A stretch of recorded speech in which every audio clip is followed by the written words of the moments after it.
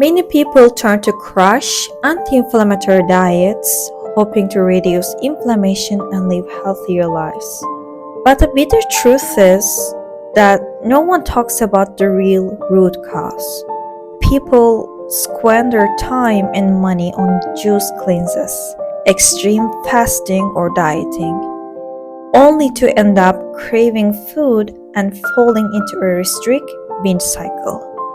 But what if all these efforts actually disguise the real issue, or even make inflammation worse by causing more stress? What if the most powerful detox we're searching for is already within us, just waiting to be heard? It's called self-compassion. I know it sounds cheesy. I used to cringe at the word too. Isn't it naive that for most of us, including me, self-criticism somehow sounds more normal than talking with self-compassion? Hello guys, I'm Merve Selin, a dietitian specializing in sport nutrition and gut health. Welcome. Recently, I've been reading a book and got really inspired to make this video.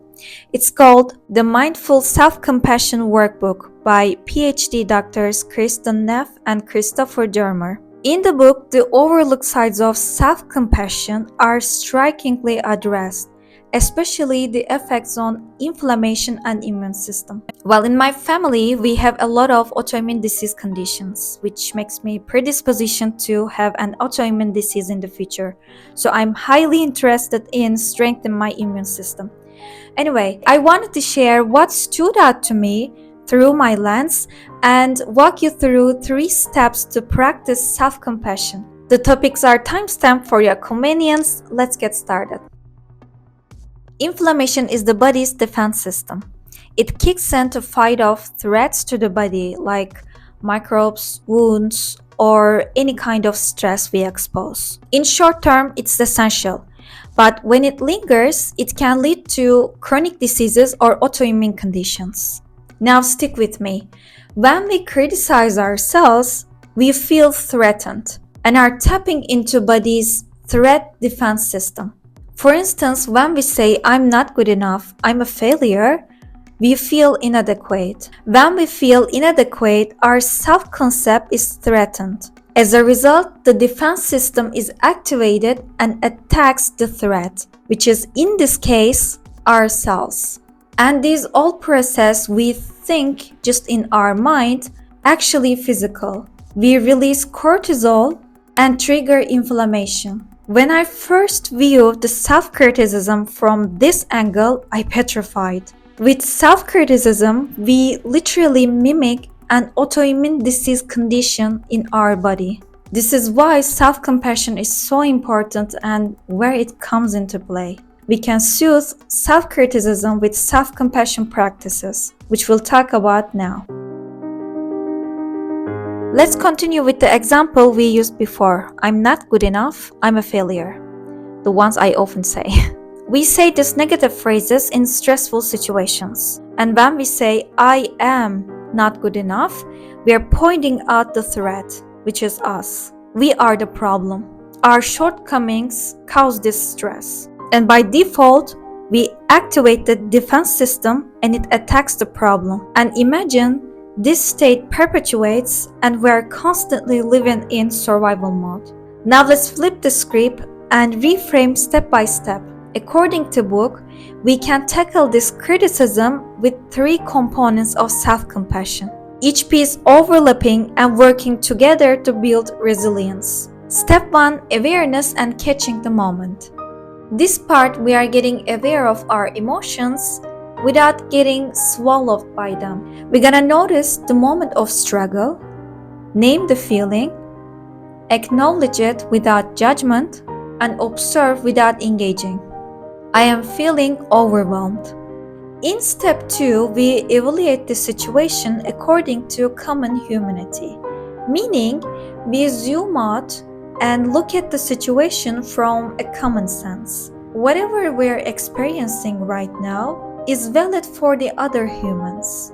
In somewhere, someone is experiencing the same things and have similar feelings as we have. I am just getting started. In the beginning, it is hard for everyone. It is normal to feel compelled. It has nothing to do with my worth or my capacity. Lastly, step 3, we speak ourselves in the way how we would speak with a best friend. This step, the question to ask is, how would I treat a friend in this exact situation? You'd probably say something like, I can see your effort. You got this. To sum up, we notice the pain with awareness, look at it from a common sense, and remind we are not alone. Reframe as if we are speaking to a friend. We can extend this practice to every area of life. And don't worry how weird it feels at first. With practice, gradually it will become your inner voice without noticing. One day you wake up and realize the cruel voice you once had is gone. In its place, there is someone completely new, someone who speaks to you like an ally. What I love about this book is that it finally made the practice doable. We've all heard, talk to yourself more positively, but no one says how. Especially in the middle of self-doubt or shame, a random affirmation doesn't work at all. But these steps give us a structured way to practice compassion, like a skill. And also it's so practical. Here we're just scratching the surface. If you want to practice self-compassion in depth, I prepared a free PDF for you from the practices in this book. I'll link it in the description box. We have many special detoxification mechanisms in the body. The liver, the kidney, skin, lungs, all of which naturally eliminates the toxins from the body every single minute, as long as we support them by taking care of our health with healthy habits. The irony with the wellness trends is that the more we stress our body with cleanses, crash diets, or even being hard on ourselves to eat in a certain way, the more we impair its natural detox systems because of stress. Any intervention or message that make you feel inadequate may be causing more harm than benefit. In other terms, body knows how to detox itself better than us. By eating nourishing meals, taking care of our gut health, moving with joy, resting with intention, and speaking to ourselves with kindness, we support it to regulate, repair, and detox itself.